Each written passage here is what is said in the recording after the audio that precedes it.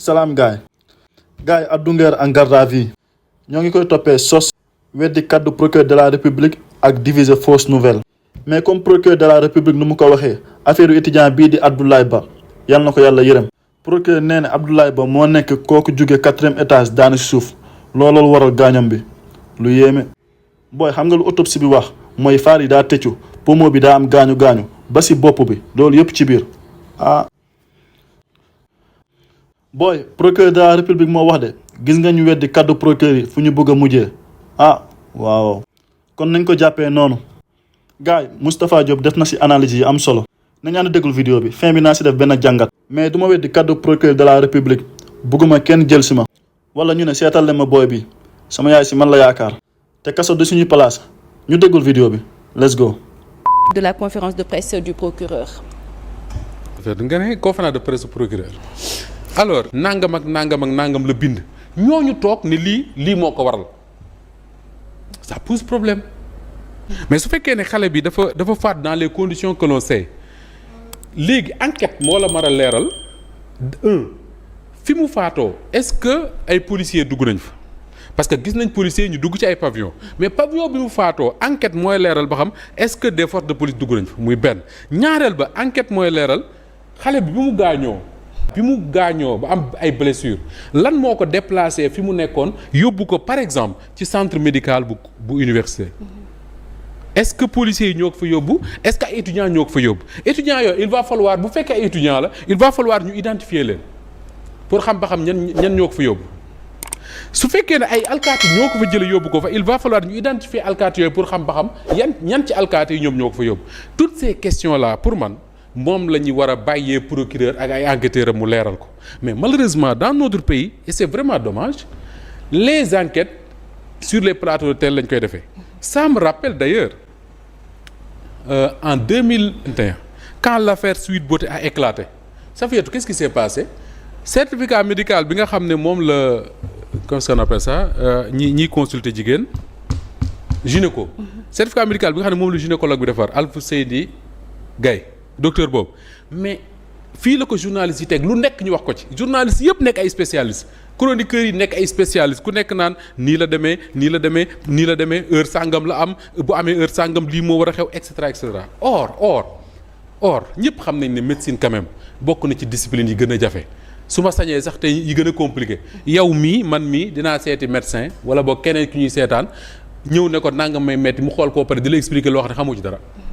xamoo ci dara à partir de cet instant là ma yaakaar ne li war mooy ñun ñëpp ñu déglu procureur su waxee ba pare nag ku neex na li mu wax doyu ma am nañ ci droit parce que nit ñi aussi dañu am seen xel di xalaat mais au moins moom mi nga xam ne moo yor l'enquête moom mi nga xam ne moom moo demandé autopsie ñu jox ko les résultats de l'autopsie mu laaj ba xam résultats yi ñu ko jox lan ak lan la tekki c'est à lui de nous dire qu'est-ce qui s'est effectivement passé du ministre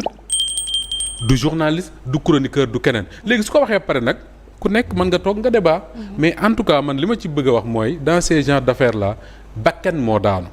te bakken ça fait lu rëy la mais il ne faut surtout pas faire l'enquête sur les plateaux de télé bi nga xam ni procureur wax na ko un communiqué que j'ai lu mais gisuma ci communiqué boobu fu médecins yi waxee ne diw moo rey wala diw moo waral dee gi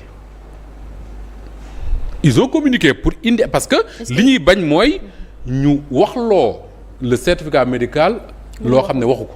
et loolu c'est leur rôle de défendre leur corporation ils ont bien fait de faire cette communiqué parce que le procureur encore une fois il n'a pas le monopole de la vérité dans ces genres d'affaires là ñoom médecins yi dañoo xam dama jàpp ne dañoo xam li ñuy wax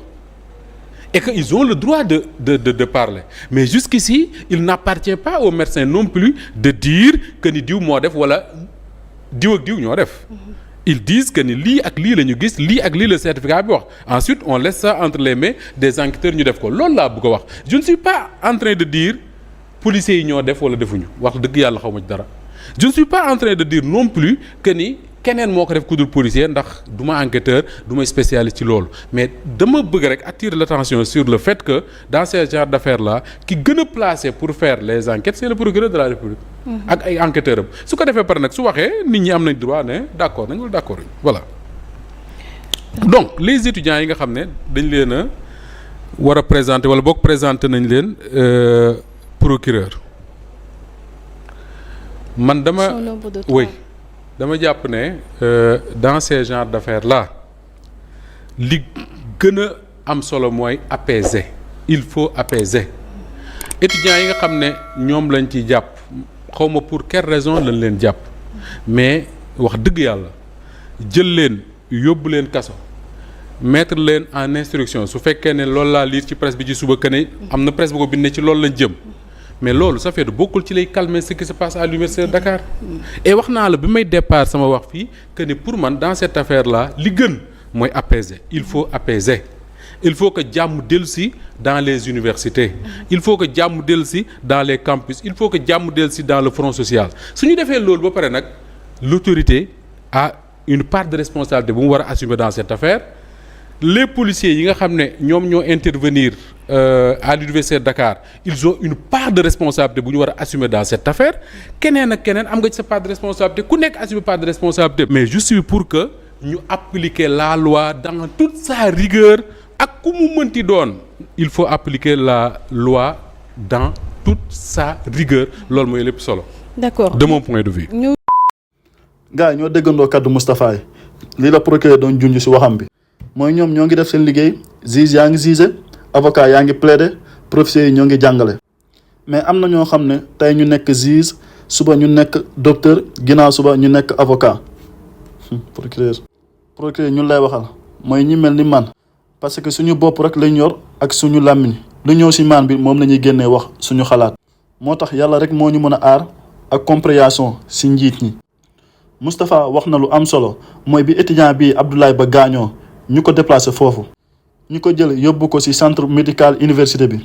loolu lañu war a bàyyi xel te procureur nee na enquête yaa ngi wëy mais étudiants yi ñu jàpp dañ leen war a bàyyi parce que ñii seen right leen doon laajte kon tee leen foofu bokkul ci lii di indi jàmm ci réew mi. gars yi affaire góor jigéen yi moo ngi yokku de jàppaat nañ kenn dëmb mais kii moom journaliste la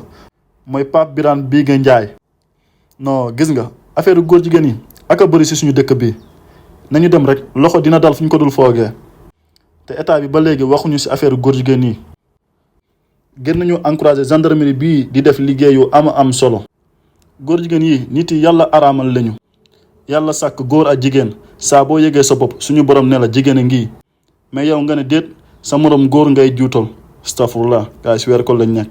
mais ñi dañuy bolloo xol quoi dañoo war a tëj frontière yëpp ba ñu pare ci ñii parce que ñoo ngi commencé di daw yokk vérification yi fépp ci frontières yi parce que ñii mën nañu jaar fu ne jàngoro bii ñu indi ci réew mi rek moo ma metti te li ñuy gën di dem ñuy gën di feeñ am na ay célébrité yu bëri lakkatu waxuñu ci lañ bokk parce que nag góor jigéen yi non ñoo ngi ci weeru koor boroom ñaari woddookaay yii dañoo am doole te ñooy jàppale célèbre yu bëri ci dëkk bi fii gars ministre Bamba Cissé teg na ay daan ñi jiite woon policier keroog ci manifestation bi université lu ñu dugg ci campus bi di daaneel ay moto di dugg ci biir chambre étudiants yi di leen dóor ay kurpeñ ay mbëkk ay këdd ñépp ko gis yoon la ñu sanctionné ñoo ñu joxoon ordre policiers yooyu pour ñu dugg ci biir campus bi ba ci gaañu Abdoulaye Ba dañ lañ ci war a sanctionné mais contre procureur de la République wax na Abdoulaye Ba dafa daanu seetal na policier am yi gars yi yéen lan ma seen xalaat ci loolu bind leen ko ci commentaire yi bu leen ragal suñu xalaat rek la ñuy wax waaw procureur di ñu jël ci te yaakaar naa am nañu droit wax suñu xalaat ci cas bi bu procureur de la République waxee ba pare Sénégal benn bopp la kenn mënu koo xar ñaar gars yi dugg nañ ci koor bi yal na yàlla may ñu woor ko ci jàmm ak salaam te cool yi yëpp yem foofu ba mu des borom ñaari waddookaay yii abonné leen ba beneen vidéo ak beneen jàngat incha allah